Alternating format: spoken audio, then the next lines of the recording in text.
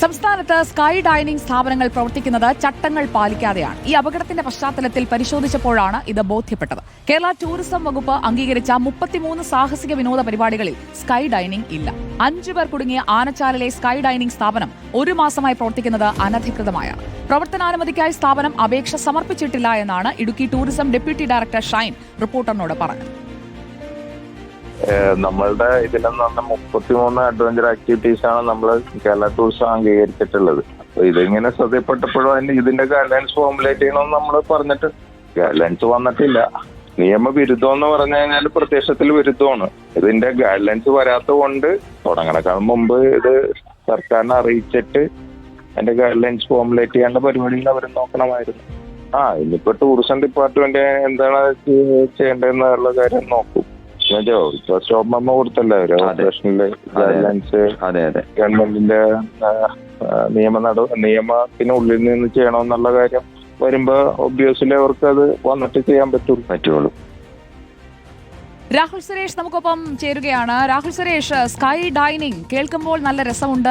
ആകാശത്തിരുന്നൊരു അത്താഴം കഴിക്കാൻ, പ്രിയപ്പെട്ടവർക്കൊപ്പം ഒന്ന് ആസ്വദിച്ച് കഴിക്കാൻ, ആ ഉയരങ്ങളിലിരിക്കുമ്പോൾ ചായയുടെ രുചി കൂടുന്നത് പോലെ ഭക്ഷണത്തിന്റെയും രുചി കൂടുന്നത്, താഴെയുള്ള കാഴ്ചകളൊക്കെ കണ്ട് ആസ്വദിച്ച് ഭക്ഷണം കഴിക്കാനൊക്കെ കുടുംബമായി പോയവരാണ് അപകടത്തിൽപ്പെട്ടത്. അതേ ക്രെയിനിന്റെ അടുത്തേക്ക് എത്തുമ്പോൾ ക്രെയിൻ, അതുപോലെ തന്നെ സ്കൈ ഡൈനിങ് എന്ന് പറയുന്ന സംവിധാനം, ഇതിനൊന്നും യാതൊരു ലൈസൻസും ഇല്ലാതെയാണ് ആ സ്ഥാപനം ഇതെല്ലാം നടത്തിയത്. അപ്പോൾ ഇതുവരെ അതിൽ കയറിയത് എത്ര പേരായിരിക്കും? അവരൊക്കെ ഭാഗ്യം കൊണ്ട് രക്ഷപ്പെട്ടു എന്നല്ലേ കരുതാൻ കഴിയും. ഇതെങ്ങനെയാണ് ഇവർക്ക് പ്രവർത്തിപ്പിക്കാൻ സാധിച്ചത് രാഹുൽ? തീർച്ചയായിട്ടും സുജിയ, ഇന്ത്യയിലെ വിവിധ സംസ്ഥാനങ്ങളിൽ സ്കൈ ഡൈനിങ് അഥവാ ആകാശ ഭക്ഷണ വിരുന്ന് നിലവിലുണ്ട്. പക്ഷേ കേരളത്തിൽ മാത്രം അതിന്റെ പ്രചാരം ആയി വരുന്നതേ ഉള്ളൂ. ഇപ്പോൾ കേരളത്തിലാണെങ്കിൽ തന്നെ കാസർഗോഡും ആനച്ചാലും ഉൾപ്പെടെയുള്ള 1-2 ഇടങ്ങളിൽ മാത്രമാണ് ഈ സ്കൈ ഡൈനിങ് ഉള്ളത്. നമ്മൾ കഴിഞ്ഞ ദിവസം ഈ അപകടം നടന്ന ആനച്ചാലിലെ ഈ സംഭവ സ്ഥലത്താണ് ഉള്ളത്. ഇപ്പോഴും ഈ സ്ഥാപനം അടഞ്ഞു കിടക്കുകയാണ്. ജില്ലാ ഭരണകൂടം സ്റ്റോപ്പ് മെമ്മോ നൽകിയിട്ടുണ്ട്. ഇപ്പോൾ ഇനിയൊരു ലൈസൻസ് എടുക്കാതെ ഈ സ്കൈ ഡൈനിങ് ഈ സ്ഥാപനത്തിന് തുറന്ന് പ്രവർത്തിക്കാനാകില്ല എന്നതാണ് ഏറ്റവും പ്രധാനപ്പെട്ട കാര്യം.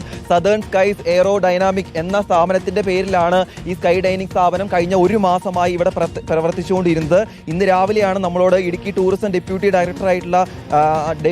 ഡയറക്ടർ തന്നെ സംസാരിക്കുകയും ചെയ്തത്. അതായത് നിലവിലെ സാഹചര്യം എന്ന് പറയുന്നത് സംസ്ഥാനത്ത്, അതായത് കേരളത്തിൽ സ്കൈ ഡൈനിങ് സ്ഥാപനങ്ങൾക്ക് നമുക്കിപ്പോൾ രാഹുലിന്റെ ഫ്രെയിമിൽ ആ സ്കൈ ഡൈനിങ് സംവിധാനം കാണാം. ഈ ആകാശത്തുള്ള സൽക്കാരം, ഈ ആശയം അവർ മറ്റിടങ്ങളിൽ നിന്ന് കടം കൊണ്ടതാണ്. പക്ഷേ അത് കേരളത്തിൽ ഔദ്യോഗികമായി അനുമതി നേടിയെടുക്കാൻ സാധിച്ചിട്ടുണ്ടോ? നമ്മൾ അതേക്കുറിച്ച് ചോദിക്കുമ്പോൾ രാഹുലിനെ വിമർശിക്കുകയാണോ ഇതിന്റെ നടത്തിപ്പുകാർ?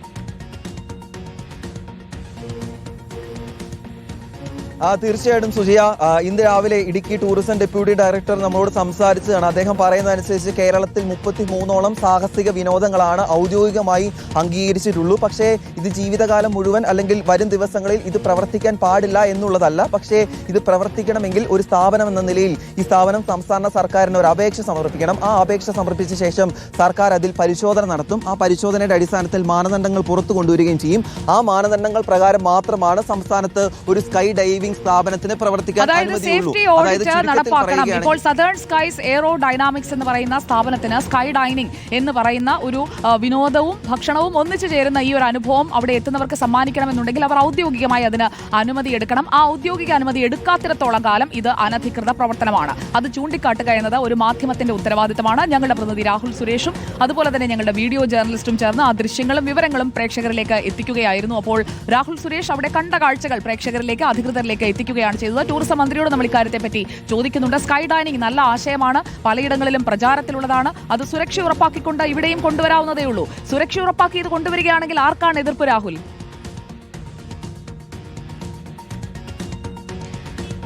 തീർച്ചയായിട്ടും സുജിയ, നിയമത്തെ വെല്ലുവിളിച്ചുകൊണ്ട് നിയമവിരുദ്ധമായി തന്നെയാണ് ഇത് പ്രവർത്തിക്കുന്നത്. ഇത് റിപ്പോർട്ട് ചെയ്തതിന്റെ പേരിലാണ് പലപ്പോഴും വിമർശനങ്ങൾ ഉണ്ടാകുകയും ചെയ്തത്. അന്ന് നമ്മൾ ഇവിടെ എത്തി ഈ വാർത്ത റിപ്പോർട്ട് ചെയ്യുമ്പോഴാണ് ഇതുമായി ബന്ധപ്പെട്ട വീഡിയോകൾ ഇതിന്റെ ഉത്തരവാദിത്തപ്പെട്ടവർ ചിത്രീകരിക്കുകയും നമ്മൾ വ്യാജ വാർത്തകൾ നൽകുന്നു എന്ന പേരിൽ അത് സമൂഹ മാധ്യമങ്ങളിൽ പങ്കുവയ്ക്കുകയും ചെയ്തത്. അത് പല രീതിയിൽ ആളുകൾ വ്യാഖ്യാനിക്കും.